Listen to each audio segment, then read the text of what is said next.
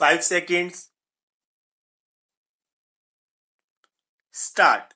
Mr. Deputy Speaker, Sir, while intervening in this debate, I would like to thank the honorable members who have contributed to this debate. Each and everyone has given words of praise for our armed forces. They have supported us. Not only they supported us, but they have urged that government should provide more funds for the defense forces. As regards the parliamentary committee which has been mentioned by some members, there was a recommendation, but it has not been accepted nor has it been rejected. We have started certain schemes and started implementation of these recommendations. Once these recommendations are implemented and once we have the feedback, then we would like to consider whether a parliamentary committee is at all necessary. But we can say at this stage that the government has neither rejected nor accepted the formulation of the parliamentary committee. A mention has been made that army should not be deployed time and again for civilian aids. It is always the policy of the government, so also of the defense ministry, that we never encourage it unless it is absolutely necessary. The army has played a very good role in helping the civilian administration when they are called for at the time of natural calamities and for combating terrorist activities in various parts of the country. They have maintained good relations with civilian population.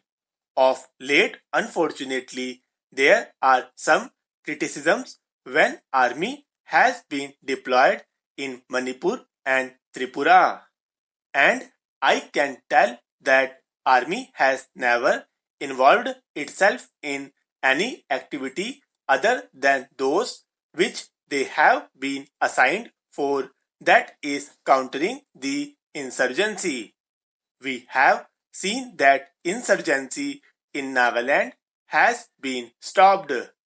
We have seen that after the army was inducted in Tripura, peace has not only come but the killings have been stopped. This is a good sign. Army has been assigned with the particular job and they are doing it. Not only that, when army goes to different remote areas, they take certain steps to develop better contact with the people. In Tripura, I myself have seen that the army has taken medical team along with their combat team and they have given medical aid to the people of that area. In addition to this, they have organized various activities there through distribution of foodstuffs among the children, and they have also given nourishing food to the children. It will be wrong to say that some political parties are trying to say something against the army. I would like to put on record that there is no truth in it. In Mizoram, in northeastern region, army has always proved that whatever assignment has been given to them, they have performed it with sincerity and always believe that army must have a good relation with the public, and we will continue do so. About the mention of the defense preparedness, as I said, my senior colleague will deal with it. I would like to say that we have an organization under the chairmanship of the Prime Minister, the Borders Roads Organization. It was formed in 1960. The organization has a perspective plan for 15 years. They go in the remotest area where it is very difficult to maintain the communications. They are doing very good work and they will continue to do good work. This is basically necessary to give easy access to our armed forces in the border areas adjoining Pakistan and China, as well as in remotest area where there is a security hazard. The Border Roads Organization has done very well, and I shall have to put on record my thanks to the Border Roads Organization.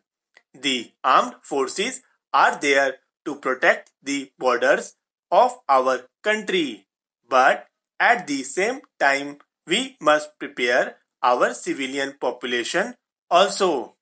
Our government has basically taken steps to prepare a citizens force that is a territorial army. We are happy that this territorial army, when they have been called for any national service, has done a good job. We have seen that the territorial army has also played a very important role when there was a strike in the Indian Railways. We are not concerned how and when the strike has to be diffused. We are called for to give service when the public suffers. We take this responsibility. We have no reasons to interfere whether the strike is legitimate or not. We as Defense Ministry do not interfere in that. As regards NCC, this is yet another area where we have taken special care to build up our further generation.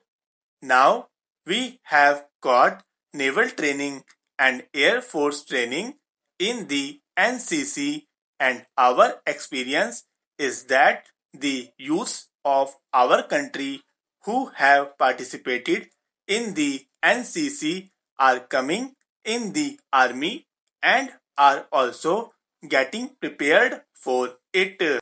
In difficult times, their services can also be utilized to the best advantage of the nation, whether in war or peace.